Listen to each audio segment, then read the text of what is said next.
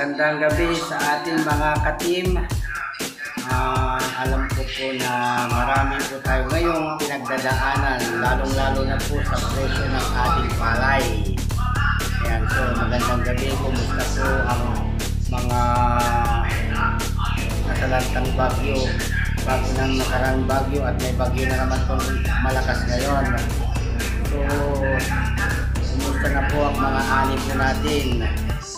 Alam ko mababa ang presyo ng ating palay, mababa na rin po ang presyo ng ating bigas.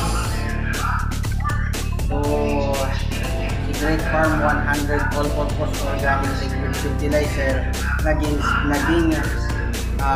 sangay sa mga palay natin. Meron tayong testimony malapit doon sa ating bahay na hindi na siya gumamit ng pang-pesticide, insecticide, only Great Farm 100 All-Purpose Organic Liquid Fertilizer lamang po ang kanyang ginamit. So, yung naging sakit niya, yung namumula. At pagkatapos niyan, yun lang, in-spray po niya after, before showing or 60 days.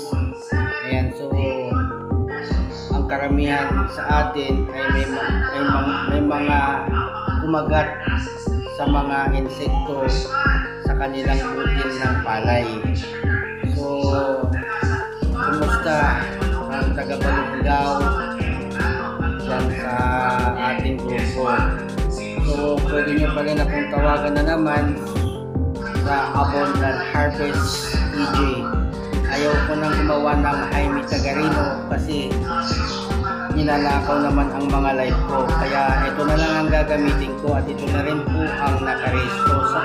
Sa ngayon, ang aking YouTube channel ay hindi ko mabuksan. So, yun muna ang magiging YouTube natin na kahit hindi ko mabuksan yan, pwede pa rin tayong manood. So, magandang gabi sa ating lahat.